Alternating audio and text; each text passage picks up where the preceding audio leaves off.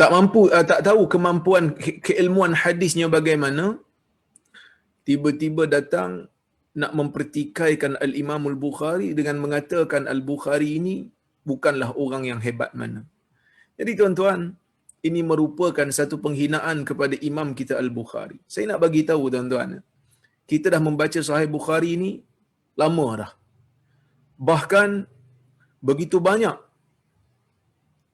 tesis di dalam Sahih Al-Bukhari, begitu banyak tesis dalam bidang sarjana, dalam pengajian sarjana ataupun dalam pengajian PhD yang terbit menceritakan tentang keistimewaan Sahih Al-Bukhari.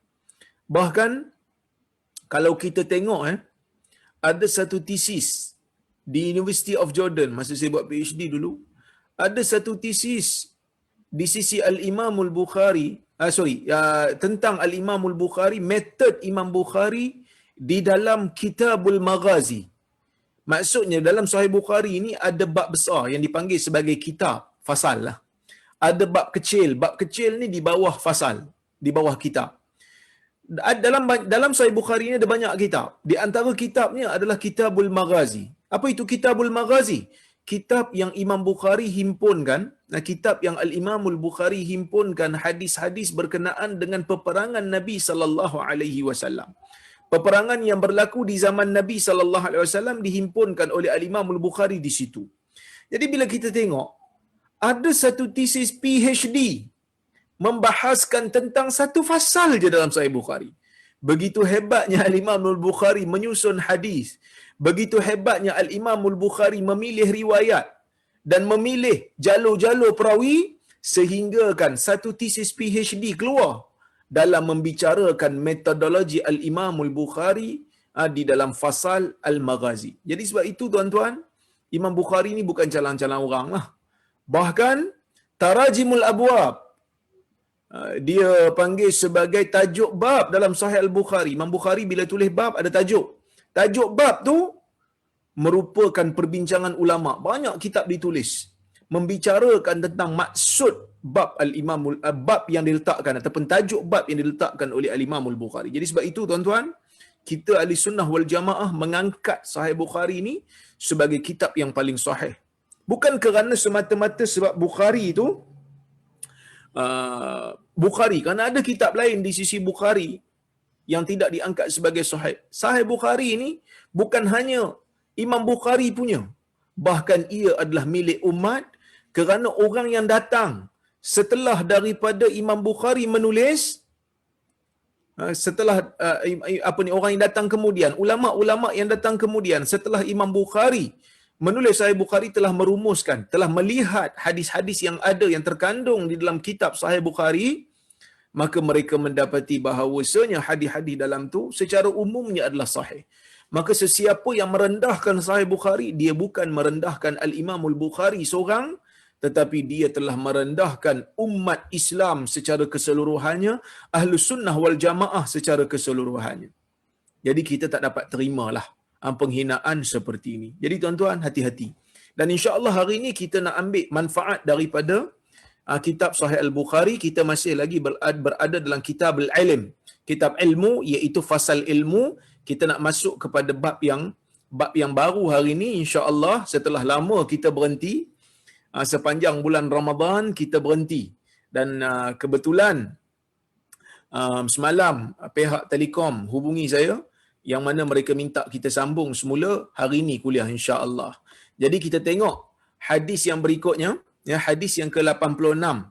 Kata Al-Imam Al-Bukhari rahimahullah, haddatsana Muhammad bin Muqatil Abul Hasan qala akhbarana Abdullah qala akhbarana Umar ibn Sa'id ibni Abi Husain qala haddatsani Abdullah bin Abi Mulaikah an Uqbah bin al-Harith annahu tazawwaja ibnatan li Abi Ihab ibni Aziz fa'atathu imra'ah faqalat inni qad arda'tu Uqbah wallati tazawwaj faqala laha Uqbah ma a'lamu annaki arda'tini wala akhbartini farakiba ila Rasulillah sallallahu alaihi wasallam bil Madinah fasa'alahu faqala Rasulullah sallallahu alaihi wasallam kaifa wa qad qil fafaraqaha Uqbah wa nakahat zawjan ghairah.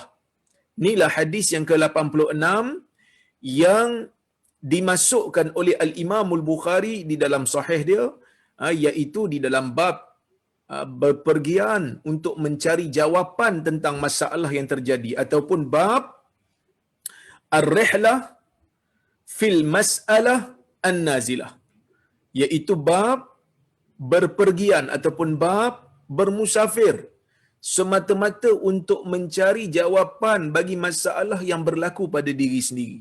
Dalam bab-bab yang sebelum ni, dalam bab yang sebelum ni tuan-tuan, kita dah tengok dah bab rihlah untuk mencari ilmu. Bab rihlah ni apa? Dalam bahasa Melayu, rihlah ni mungkin tuan-tuan tak faham.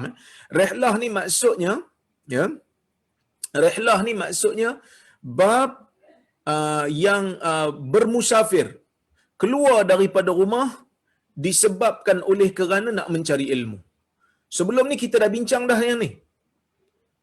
Bila kita cerita tentang Nabi Musa dan juga Khadir, Nabi Musa dan juga Nabi Khadir. Tetapi bab ni Al-Imamul Bukhari khususkan untuk orang yang berpergian ataupun untuk orang yang bermusafir, dalam keadaan dia musafir tu nak mencari jawapan bagi masalah, bagi isu yang terkena pada dia. Maksudnya ini lebih khusus. Sebelum ni mungkin Nabi Musa alaihi salam dengan Nabi Khadir, Nabi Musa mengembara untuk mencari ilmu. Mungkin ilmu tu ada yang berkaitan dengan diri dia secara spesifik, ada juga ilmu yang dianggap sebagai tak kena pada dia, cuma ilmu yang perlu diketahui saja. Tetapi bab ni Imam Bukhari khususkan untuk orang yang mengembara nak mencari jawapan bagi persoalan masalah agama yang kena pada dia. Maksudnya perkara itu ataupun isu tu berkaitan dengan hidup dia, berkaitan dengan diri dia, dia tak tahu jawapan. Maka ada hadis di zaman salaf, ada hadis di zaman sahabat Nabi sallallahu alaihi wasallam yang menunjukkan bahawasanya mereka mengembara untuk mencari jawapan bagi persoalan yang terkena pada diri mereka.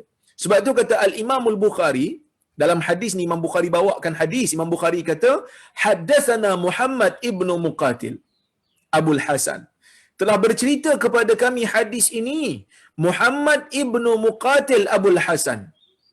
Qala, katanya, akhbarana Abdullah, telah mengkhabarkan kepada kami Abdullah. Qala akhbarana Umar ibnu Sa'id, katanya telah mengkhabarkan kepada kami hadis ini Umar ibnu Sa'id bin Abi Husain.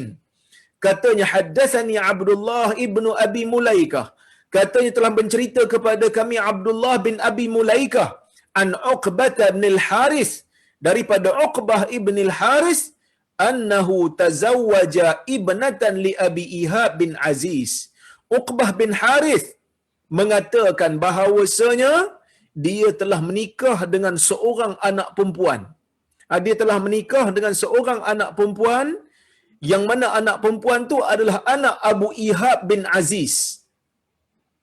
Dia berkahwin dengan seorang perempuan. Dalam riwayat ni tak disebut siapa nama perempuan tu. Nama lelaki tu disebut Uqbah bin Harith. Nama perempuan tu dalam riwayat ni tak disebut. Tetapi Ibnu Hajar mengatakan nama dia Ghaniyah. Nama perempuan tu Ghaniyah. Dia menikah dengan anak perempuan tu, ataupun dia menikah dengan budak perempuan tu, bukan budak lah, dengan perempuan tersebut, iaitu anak kepada Abu Ihab bin Aziz. Fa'atathu imra'atun. Setelah dia menikah dengan perempuan tu, setelah dia berkahwin dengan perempuan tu, maka datang seorang perempuan. Datang seorang perempuan yang telah berumur. Datang seorang perempuan dah berumur dah perempuan ni. Dia pun bagi tahu kepada Uqbah. Dia kata apa? Inni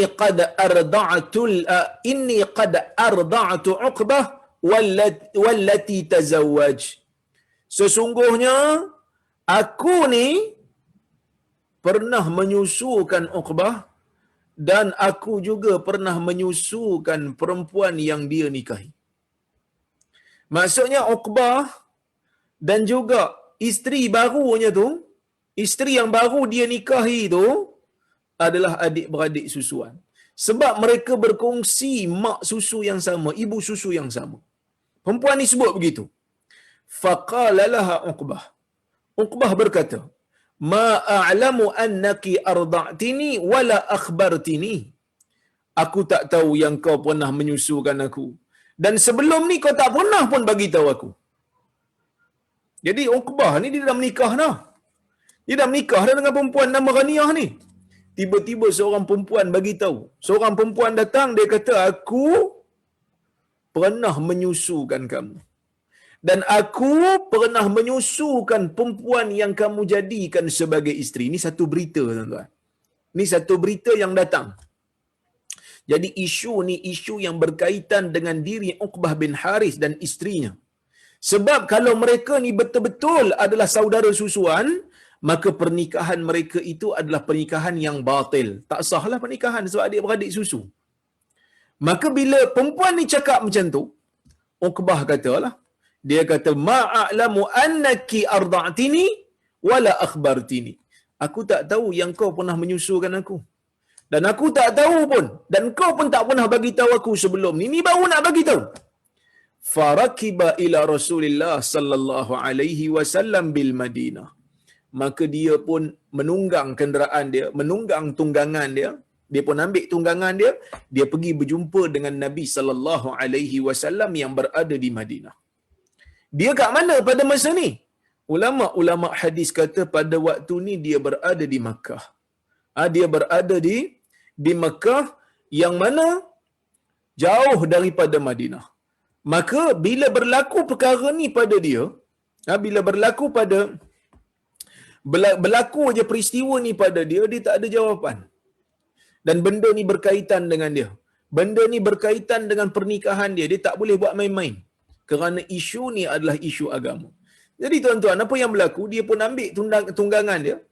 Dia ambil tunggangan dia, dia pergi ke Madinah. Sebab Nabi SAW ada kat Madinah. Sampai dekat Madinah. Dia mengembara ni, daripada Mekah pergi ke Madinah semata-mata nak tahu satu jawapan. Sebab zaman dulu ialah, zaman dulu kekangan kan. Kekangan perhubungan lah. Nak call pun tak boleh, nak WhatsApp pun tak boleh kan. Maka fasa'alahu. Maka dia pun tanya Nabi SAW. Faqala Rasulullah sallallahu alaihi wasallam. Maka Rasulullah sallallahu alaihi wasallam pun bersabda, "Kaifa wa qad qila?" Nabi kata, bagaimana lagi? Sedangkan telah dibagi tahu bahawasanya kamu dan isteri kamu itu merupakan saudara susuan. Tak boleh pun panggil isteri kerana pernikahan tak sah. Fafaraqaha, maka dia pun bercerai dengan isterinya. Fafaraqaha Uqbah. Uqbah pun bercerai dengan perempuan tersebut yang merupakan saudara kandung dia, saudara susuan dia, wa nakahat zaujan ghairah. Maka dia pun menikah dengan isteri yang lain. Jadi tuan-tuan dan puan-puan rahmati Allah Subhanahu wa taala sekalian, ini merupakan hadis yang ke-86 yang kita cuba nak ambil faedah daripadanya. Yang pertama, seperti mana yang disebutkan oleh Al-Imam Al-Bukhari dalam hadis dalam bab ini, iaitu hadis ini merupakan dalil, merupakan bukti bagaimana kesungguhan golongan salafus salih dalam nak menuntut ilmu. Dulu saya pernah cerita bagaimana Abu Ayyub Al-Ansari yang sanggup mengembara daripada Madinah sampai ke Mesir, sampai berubah benua lah. Madinah tu benua Asia, semenanjung Arab. Mesir tu dah masuk Afrika dah. Mengembara hanya semata-mata kerana nak mempelajari satu hadis. Hadis tu tak ada kaitan pun dengan dia secara langsung pada masa itu, tetapi dia sanggup untuk mengembara kerana dia tahu, tuan-tuan, hadis merupakan rezeki yang Allah Ta'ala bagi pada seseorang. Quran ni tinggi lagi pada hadis, tetapi Quran ni orang boleh semak mushaf, boleh dapat kerana dia kalamullah, dia mutawatir. Tapi hadis ni, kita nak tahu hadis sahih ke tak sahih selain daripada apa yang ada dalam Sahih Bukhari dan Muslim. Yang ni payah, tuan-tuan. Yang ni susah. Dia kena tanya ustaz-ustaz yang berada dalam bidang hadis yang mempunyai kepakaran. Jadi sebab itu mengembara mencari hadis ni perkara yang telah dimulakan bukan di zaman kita. Bukan di zaman Imam Syafi'i saja. dia telah bermula di zaman sahabat Nabi sallallahu alaihi wasallam. Maka sebab itu Abu Musa mengembara kerana semata-mata nak tahu satu hadis saja. Dia pergi jumpa dengan Uqbah bin Amir yang berada di Mesir. Dah tahu hadis tu dia terus balik.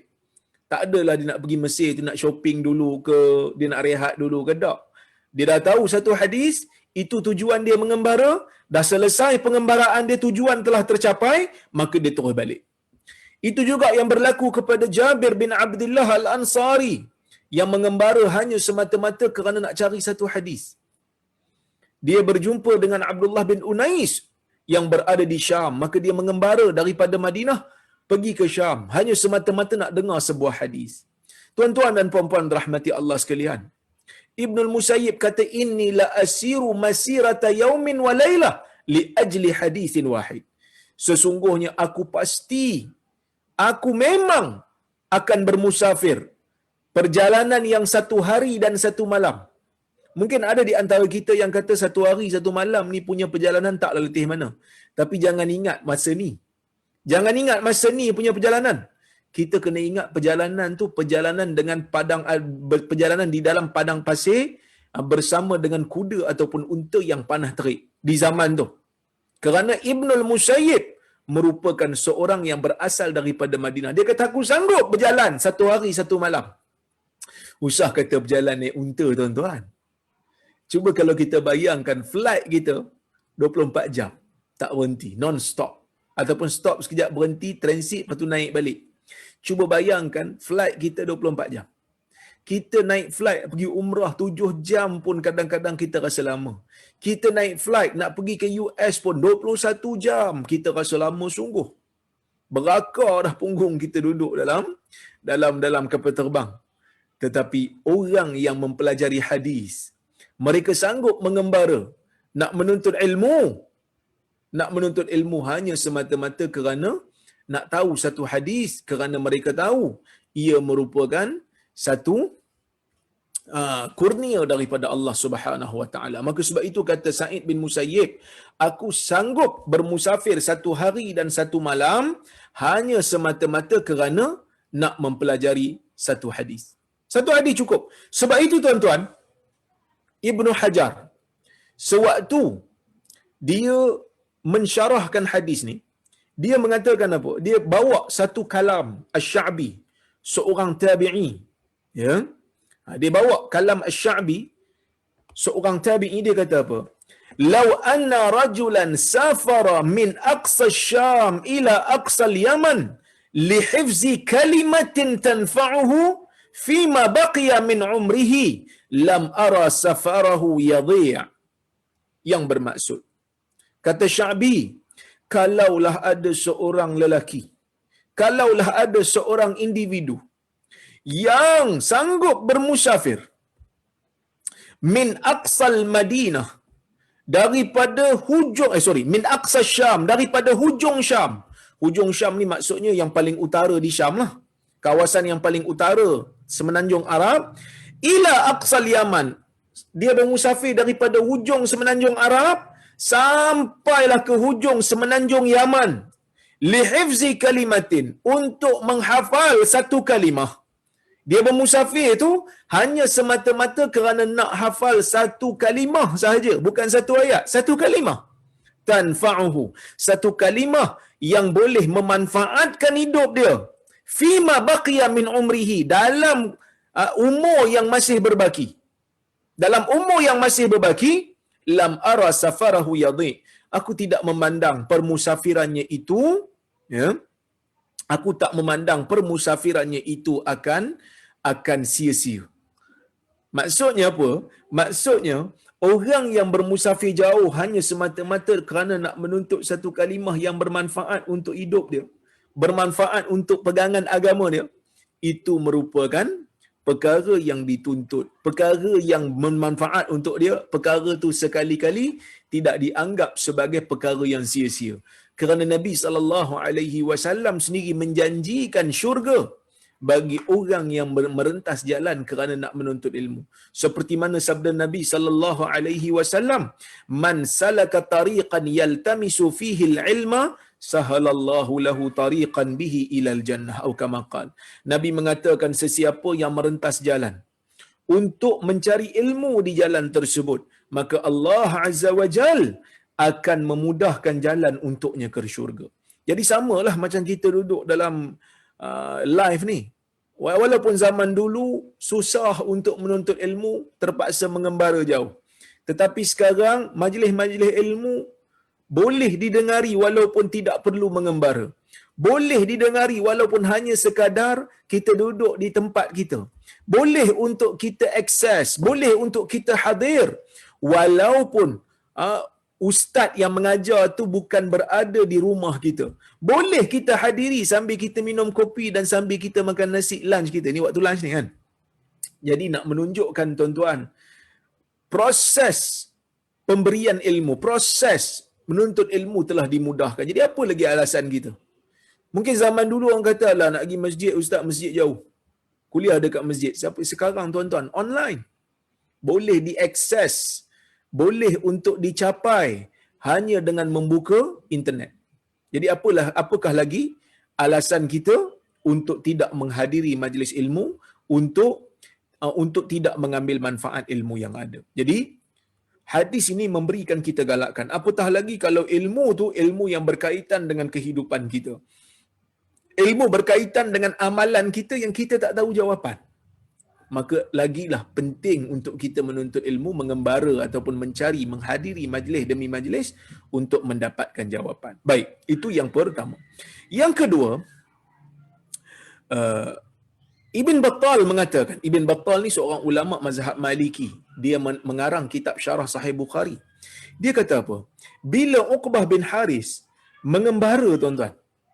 Bila Uqbah bin Haris mengembara daripada Mekah pergi ke Madinah untuk menuntut ilmu, nak tanya daripada Nabi SAW, perjalanan tu jauh. Mekah dengan Madinah ni kalau tak silap saya lah, 600 km lebih sikit. 600 km, bukan dekat. Kerana nak tahu satu hadis. Maka nak tahu satu jawapan.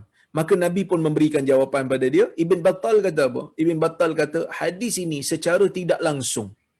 Hadis ini secara tidak langsung mengisyaratkan bahawasanya Madinah itu merupakan pusat ilmu.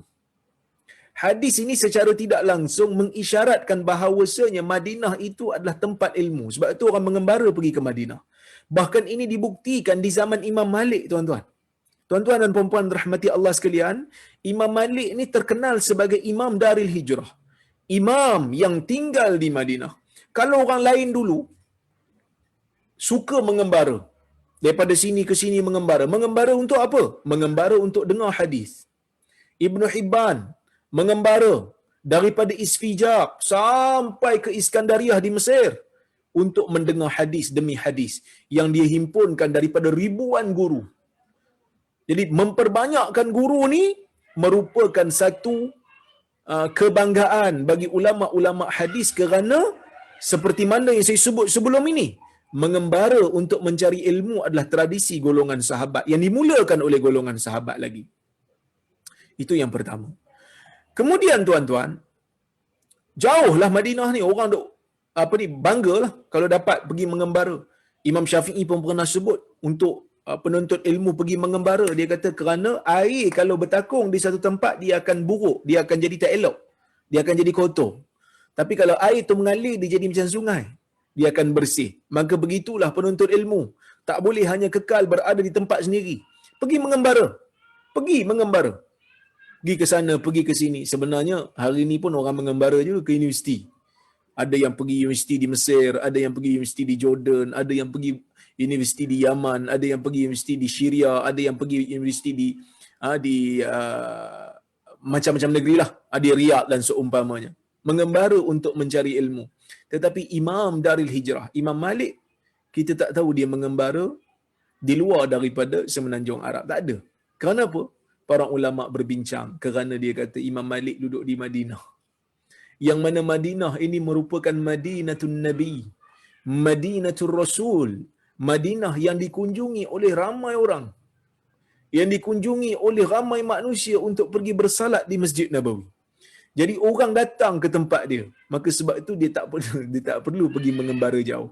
Jadi Madinah ni merupakan pusat ilmu daripada dulu sampai sekarang. Sebab tu kita ni bila pergi ke Madinah, selain daripada kita salat di Masjid Nabawi, selain daripada kita mengambil manfaat daripada menziarahi kubur Rasulullah sallallahu alaihi wasallam, kita juga hendaklah mencari ilmu di sana. Hendaklah menghadiri kuliah-kuliah ilmu yang berada di Masjid Nabawi. Mungkin ada orang kata, "Ustaz, bahasa Arab Ustaz, kami bukan faham." Itu tidak menjadi alasan, kerana di sana ada kuliah-kuliah dalam bahasa Melayu dan bahasa Indonesia lah, yang mana diajar oleh orang-orang Nusantara yang belajar di Universiti Islam Madinah. Jadi Madinah merupakan pusat ilmu daripada dulu sampai ke sekarang ni lah. Tuan-tuan dan puan-puan rahmati Allah Subhanahu wa taala sekalian. Hadis ni juga membuktikan kepada kita bagaimana seorang sahabat yang mengamalkan ilmu walaupun terpaksa berdepan dengan situasi yang tidak menguntungkan dunia dia.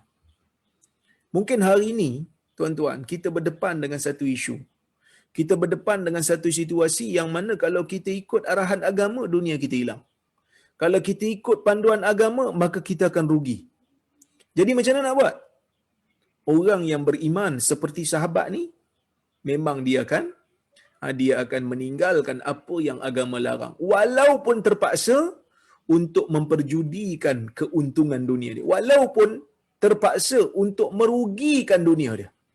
Ini yang dimaksudkan dalam hadis Nabi sallallahu alaihi wasallam, la yu'minu ahadukum hatta yuhibba hatta akuna man ahabba ilaihi min walidihi wa waladihi wan nasi ajma'in. Tidak sempurna, walaupun hadis ni sebut Nabi kata tidak beriman, tetapi kita mesti faham hadis ni berdasarkan hadis yang lain, iaitu tidak sempurna iman. Tidaklah seseorang itu menjadi orang mukmin yang sempurna iman. Kerana iman di sisi ahli sunnah ni bertambah dan berkurang. Bertambahnya iman dengan ketaatan, berkurangnya iman dengan kemaksiatan. Maka Nabi sallallahu alaihi wasallam dalam hadis ini Nabi kata la yu'minu ahadukum. Tidak beriman salah seorang daripada kamu. Bila kita tengok tuan-tuan dalam hadis ni, Nabi tak menyebutkan pun perkara yang boleh membatalkan iman. Kerana di sana ada hadis yang Nabi sallallahu alaihi wasallam mengisyaratkan orang yang buat dosa besar, semata-mata buat dosa besar, tidak murtad, tidak melakukan apa-apa upacara syirik, maka tetap dikira sebagai beriman walaupun dia telah terlibat dengan dosa besar. Maksudnya semata-mata buat dosa besar tidak mengeluarkan seseorang daripada agama walaupun dosa besar itu berdosa. Tapi dalam hadis ni Nabi kata tidak beriman. Dalam apa? Dalam hadis Nabi kata tak beriman, maka ulama takwil, ulama kata tidak beriman tu maksudnya tidak sempurna iman.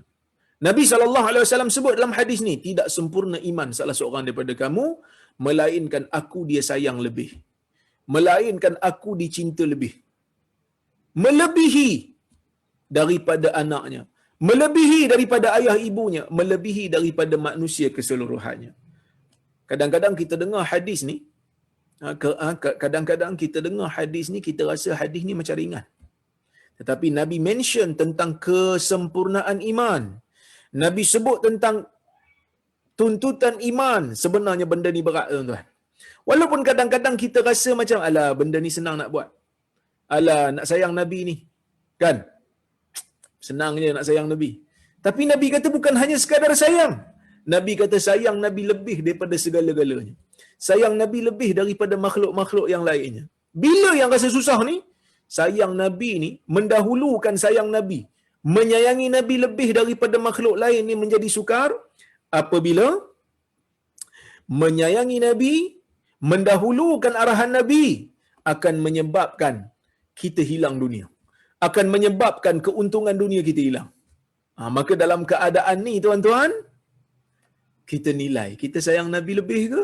Kita sayang dunia kita lebih? Kita nak buat arahan Nabi ke? Dengan hilang dunia kita ke? Ataupun kita kata saya skip sekejap lah arahan Nabi ni. Saya nak ambil dunia saya. golongan ni, Uqbah bin Haris ni, hilang isteri. Dah tentulah dia sayang isteri dia sebab dia berkahwin dengan perempuan tu. Tapi setelah dia tahu, setelah Nabi SAW kata, kaifa wa qad qil, macam mana nak buat lagi telah disebut benda ni? Macam mana nak buat lagi dari sebut kau memang adik-beradik susuan dia? Maka dalam keadaan tu dia tak tunggu lama, dia pun berpisah dengan isteri dia kerana pernikahan itu tidak sah. Ya, cuma ulama ada beza pendapat sikitlah tentang boleh ke kita menerima pakai penyaksian seorang perempuan yang menyusukan? Bukankah saksi ni kena ada dua orang ke? Kan? Saksi ni bukan kerana dua orang. Majoriti ulama kata dia mesti ada dua orang saksi. Sama ada dua lelaki. Di sini saya huraikanlah ya. Di sini ulama berbeza pendapat sikit. Golongan Hanafi kata nak mengisbatkan saksi dalam kes susuan ni, dia mesti ada dua orang saksi lelaki ataupun seorang saksi lelaki ataupun dua orang perempuan. Kerana ini yang disebut di dalam Al-Quran. Manakala mazhab Syafi'i kata dalam bab isbat ataupun pensabitan penyusuan ini, selain daripada orang tu mengaku sendiri dia menyusu, ya, dia mesti ada dua orang saksi lelaki ataupun seorang lelaki ataupun seorang lelaki dan dua orang perempuan atau empat orang perempuan. Ini mazhab Syafi'i. Manakala mazhab Hanbali tuan-tuan, dia kata seorang pun cukup. Kerana penyusuan ni dia kata benda yang berkaitan dengan perempuan biasanya. Seorang pun cukup. Kalau dia amanah, kalau dia adil, kalau dia dipercayai.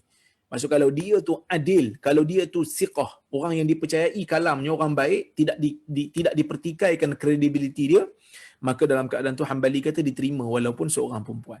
Walaupun diterima kan dia menggunakan hadis ni. Manakala majoriti ulama yang tidak menerima penyaksian seorang perempuan semata-mata, kerana dia kata mesti ada lebih, seperti mana perincian yang telah saya sebutkan tadi, mereka tidak menolak hadis ni. Cuma mereka mengatakan hadis ni ialah arahan Nabi SAW berbentuk irsyad, bukan berbentuk kewajipan. Dia bukan bentuk kewajipan, dia kata kerana saksi tak cukup lagi pada masa ni, baru seorang.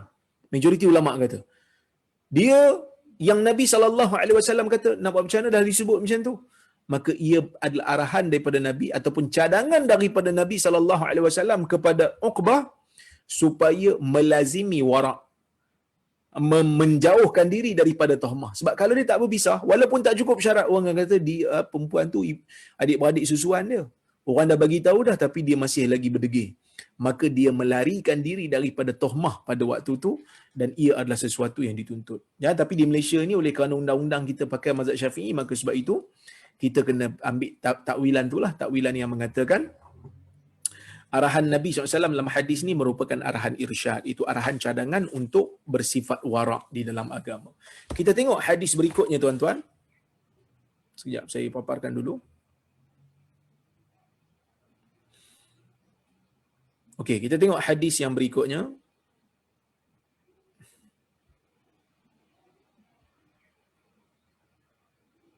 Kita masuk bab yang baru. Kita masuk bab yang baru.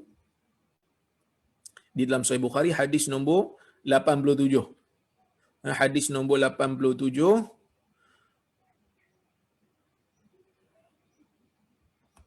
Kalau ikut dalam cetakan yang saya dalam bahasa Arab ni 89. Kata Al-Imam Al-Bukhari, haddatsana Abu Yaman qala akhbarana Shu'aib an Az-Zuhri qala Abu Abdullah wa qala Ibn Wahab qala akhbarana Yunus an Ibn Shihab an Ubaidillah bin Abdullah bin Abi Thawr an Abdullah bin Abbas an Umar qala kuntu ana وجار لي من الأنصار في بني أمية بن زيد وهي من عوالي المدينة وكنا نتناوب النزول على رسول الله صلى الله عليه وسلم ينزل يوما وأنزل يوما فإذا نزلت جئته بخبر ذلك اليوم من الوحي وغيره وإذا نزل فعل مثل ذلك فنزل صاحبي الأنصار يوم نوبته فضرب بابي ضربا شديدا فقال أثم هو ففزعت فخرجت إليه فقال قد حدث أمر عظيم قال فدخلت على حفصة فإذا هي تبكي faqultu talaqakunna Rasulullah sallallahu alaihi wasallam qalat la adri thumma dakhaltu ala an-nabi sallallahu alaihi wasallam faqultu wa ana qa'im atallaqta nisa'ak qala la faqultu Allahu akbar. Baik tuan-tuan, inilah hadis yang dimasukkan oleh al-Imam al-Bukhari sebagai hadis dalam bab ini, iaitu bab at-tanawub fi talabil ilm, bab berganti-ganti ataupun bab berganti-ganti, bab ambil turn fil ilm, dalam mempelajari ilmu. Tuan-tuan, hadis ni kata al-Imam al-Bukhari telah menceritakan kepada kami hadis ini Abu Yaman, kata Imam Bukhari. Katanya telah mengkhabarkan kepada kami Syuaib daripada Zuhri. Lepas tu dia bubuh ha ni maksudnya berganti kepada sanad yang kedua. Kata Abu Abdullah berkata, Ibnu Wahab berkata, Abu Abdullah Imam Bukhari lah dibawa satu lagi sanad, dia kata Ibnu Wahab berkata, akhbarana Yunus, telah mengkhabarkan kepada kami Yunus daripada Ibni Shihab, daripada Ubaidillah bin Abdullah bin Abi Thawr, daripada Abdullah bin Abbas, daripada Umar bin Khattab. Dia mengatakan, kuntu ana wajarun li minal ansar. Sesungguhnya aku dulu, ni Umar cerita lepas daripada Nabi wafat lah ni. Dia kata dulu masa Nabi hidup, aku dan seorang jiran aku daripada orang Ansar. Aku dan ada seorang lagi daripada jiran aku, daripada puak Ansar, yang mana dia duduk di perkampungan Bani Umayyah bin Zaid. Yang mana dia duduk di satu perkampungan yang berada di kawasan timur Madinah pada masa itu. Umar ni ambil turn lah. Umar kata apa? Wa kunna natanawabun nuzul ala Rasulillah SAW. Kami ni berganti-ganti berjumpa dengan Nabi SAW. Kenapa berganti-ganti ni? Kerana Nabi SAW sentiasa menyebutkan, mengajar umat. Tapi bukan semua orang mampu untuk bersama dengan Nabi SAW setiap ketika. Ada sahabat yang ada kebun, ada sahabat yang ada kerja meniaga. Kalau kita tengok Umar ni dia meniaga. Kan? Ada sahabat yang buat kebun. Seperti mana kata Bara' bin Azib, laisa kulluna yasma'u hadithan min Rasulillah sallallahu alaihi wasallam. Innama kanat lana dai'atu wa ashghal, walakinna an-nas lam yakunu yakdzibuna yawma idzin fayuhaddithu syahid al-ghaib. Yang bermaksud hadis Bukhari, yang bermaksud kata Bara' bin Azib, bukan semua di kalangan kami, ya, bukan semua di kalangan kami yang mendengar hadis daripada Nabi itu secara langsung. Kerana kami ada kerja, kerana kami ada tugas, kami ada kebun, kami ada kerja lain yang perlu diurus untuk meneruskan kehidupan. Tetapi manusia di zaman Nabi tak menipu, kata Bara'. Sahabat ni tak menipu. Yang mana yang hadir bersama dengan Nabi, dengar hadis daripada Nabi, dia akan sampaikan kepada yang tak hadir. Jadi ni yang dilakukan oleh Umar, dia ambil turn. Dengan seorang jiran dia daripada kalangan Ansar, dia kata kita ambil turn lah. Hari ni aku pergi, engkau kerja. Esok engkau pergi, aku pula kerja. Sebab mereka tak nak terlepas hadis Nabi SAW. Mereka tahu Nabi ni akan sebut hadis setiap hari. Ada aja benda baru yang Nabi akan ajar. Jadi sebab itu dia take turn. Yanzilu yauman wa anzilu yauman. Dia turun satu hari, aku pergi kerja. Dan aku turun satu hari, dia pula pergi kerja. Fa iza nazaltu ji'tuhu bi khabari zalikal yaum. Bila aku turun kepada Nabi sallallahu alaihi wasallam, bila aku turun je pada Nabi, aku akan bawakan kepada dia khabar yang berlaku pada hari itu. Kalau ada wahyu turun dan selain daripadanya, aku akan cerita apa yang berlaku pada Nabi, dan aku akan cerita apa yang aku nampak Nabi buat. Aku juga akan cerita apa yang Nabi sebut pada hari aku turun tu. Wa idza nazala fa'ala mithla dhalik. Kalau hari dia turun pun dia akan buat benda yang sama juga pada aku. Dia akan sampaikan apa yang dia nampak daripada Nabi sallallahu alaihi wasallam. Fa nazala sahibil ansari. Maka sahabat aku daripada puak Ansar ni, sebab Umar ni dia muhajir, dia muhajirin. Sahabat aku ataupun jiran aku daripada Ansar ni turun satu hari, yauma naubatihi, pada hari turn dia. Satu hari tu turn dia, dia pergilah jumpa Nabi sallallahu alaihi wasallam. Lepas dia balik tuan-tuan, lepas dia duduk dengan Nabi, dia balik, fadaraba babi darban syadida. Ini bukan saya mencarut ni. Babi dalam bahasa Arab bukan babi dalam bahasa Melayu lah. Babi dalam bahasa Arab tu pintu aku. Sebab tu apa? Piramli kata Ahmad Al-Bab tu. Ahmad lah yang terpuji. Al-Bab, bab tu pintu. Ahmad pintu kan. Jadi dia ketuk pintu aku. Fadaraba babi darban syadida. Dia ketuk pintu aku dengan pukulan yang kuat. Bila dia ketuk kuat, Umar jadi terkejut. Umar kata asamma huwa. Siapa tu? Apakah dia ada di sana? Sebab apa Umar cakap macam tu? Kalau ikut beberapa riwayat yang lain, asamma huwa, adakah dia telah berada di sana? Fa fazi'tu, aku jadi terkejut, kata Umar. Siapa dia tu? Dalam riwayat yang lain disebut Umar ni ada kebimbangan, takut-takut Maharaja Ghassan datang menyerang Madinah.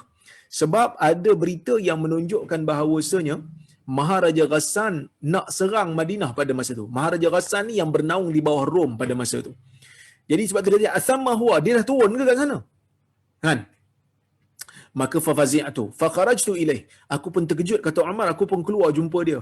Faqala qad hadatha amrun azim, dia pun kata pada aku, telah berlaku satu perkara yang besar. Qala fadakhaltu ala Hafsah, maka aku pun masuk berjumpa dengan Hafsah. Hafsah ni kan anak Umar dan dia adalah isteri Nabi. Fa idza hiya tabki, Umar kata aku pergi jumpa Hafsah, aku tengok Hafsah tengah menangis. Qultu, aku pun tanya Hafsah, talaqakunna Rasulullah SAW, adakah Rasulullah sallallahu alaihi wasallam telah menceraikan kamu semua wahai isteri-isteri Nabi? Kan? Maka Nabi sallallahu alaihi Hafsah pun kata tak. Dia kata la adri, dia kata aku tak tahu. Aku tak tahu Nabi ceraikan aku ke tidak.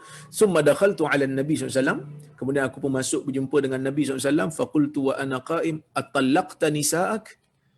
Maka Umar kata dalam keadaan berdiri, tak sempat duduklah. Betul, Umar begitu takut, Umar begitu risau, takut-takut Nabi SAW menceraikan isteri. Maka Umar kata, adakah kau telah menceraikan isterimu? Qala la. Nabi kata tidak. Faqultu Allahu Akbar, maka Umar pun mengatakan Allah Maha Besar. Maksud apa tuan-tuan? Maksudnya kita boleh ambil beberapa faedah lah daripada hadis ni. Yang pertama sekali, nama jiran Umar tu tak disebut dalam hadis ni. Tetapi sebahagian ulama seperti Ibn Qastallani mengatakan bahawa nama dia Itban bin Malik. Tapi Ibn Hajar mengatakan tidak ada dalil yang menunjukkan itu adalah Itban bin Malik. Boleh jadi Itban, boleh jadi orang lain. Ya, baik. Apa faedah yang kita boleh ambil daripada hadis ni? Yang pertama, kesungguhan sahabat dalam nak menuntut ilmu. Sehingga terpaksa ambil turn. Sanggup satu hari tak kerja, satu hari kerja.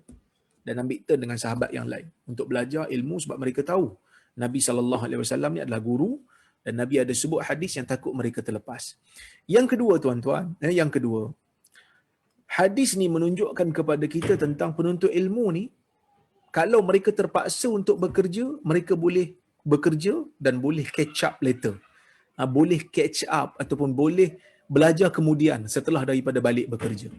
Kerana apa? Kerana kerja ini merupakan hajiat. Kerja ni merupakan keperluan bagi manusia. Menuntut ilmu juga perlu, tetapi orang perlu makan. Jadi ada waktu-waktu yang dia perlu pergi bekerja, dia pergi bekerja, tetapi ilmu jangan ditinggalkan, belajar kemudian pun tak apa. Yang penting belajar. Kalau boleh ambil turn lagi bagus. Kemudian yang ketiga, hadis ini membuktikan kepada kita tentang boleh diterima khabar orang yang amanah dan orang yang dipercayai. Sahabat-sahabat Nabi ni tak bohong.